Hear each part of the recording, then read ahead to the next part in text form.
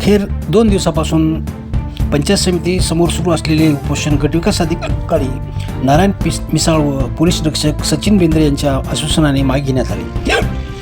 महात्मा गांधी रोजगार हमी योजनेअंतर्गत मोजे स्वागन येथे पांधन रस्ता खडीकरण या कामात आर्थिक अपहार व भ्रष्टाचार झाल्याच्या मागणीसाठी योगेश भोसले व खुशाल भोसले यांनी उपोषण सुरू केले होते. सुटलंय काय आश्वासित केलात?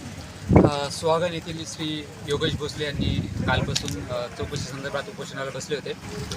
त्यांना आम्ही आश्वस्त केलेले आहे की पुढील 10 दिवसामध्ये त्यांच्या तक्रारीच्या अनुषंगाने चौकशी करण्यात येईल व ही संपूर्ण चौकशी पारदर्शकपणे व निष्पक्षपातीपणे करण्यात येईल. आपले उपोषण करते समाधानकारक आहात का? यस, आताच सन्माननीय मनसे जिल्हा संघटक यांच्या उपस्थितीमध्ये त्यांना पण आम्ही आश्वस्त केलेले की त्यांच्या ज्या मागण्या आहेत त्यानुसार चौकशी होईल, त्यामुळे ते सुद्धा समाधानी आहेत.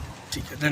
तर काय समाधान आहात काय उपोषणावर समाधान तर मिळालेलं आहे, कारण की फार मी काळजीपोटी आलो होतो योगेशसाठी, कारण की भूक मला सहन होत नाही, म्हणून मी असं वाटलं की मला त्यालाही सहन होणार नाही म्हणून आलो. कालही मी जिल्हा परिषदला जे डेप्टी सी होते अंकुश चव्हाण साहेब त्यांच्या कॅबिनमध्ये मी ठिया मांडला होता आणि त्वरित त्याच्यामुळे हे सगळे सूत्र हल्ले आणि आज लोक चौकशीला तिथं गेलेले आहेत.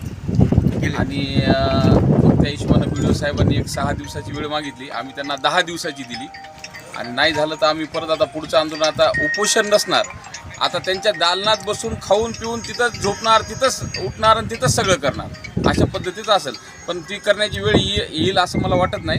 निश्चितच सगळी कारवाई आता पूर्ण होईल आणि योगेशचं आमचं उपोषण आता आम्ही उठवलेलं आहे आणि खुशाल भाऊ दोघांची ठीक आहे. धन्यवाद. भोसले आणि खुशाल भोसले यांनी जे चौकशी ग्रामपंचायत जे पांधन रस्ते झाले, शिवरस्ते झाले, बोगस कामं झाले तर असं म्हणणं आहे त्यांचं. आणि साहेबांना त्यांना 15 दिवसामध्ये चौकशी करून अहवाल देऊ असं आमच्या समज छगनराव तालुका प्रमुख, मी उपतालुका प्रमुख, सर्कल प्रमुख सगळ्यांना मिळून उपोषण अगोदर आमचे कार्यकर्ते महत्त्वाचे आहे, बेंद्रे साहेब होते ती आहे, सगळ्यांनी मिळून उपोषण अहवाल आता 15 दिवस येईपर्यंत आणि अहवाल देणार का कारवाई करणार? अहवाल देऊन कारवाई करणार.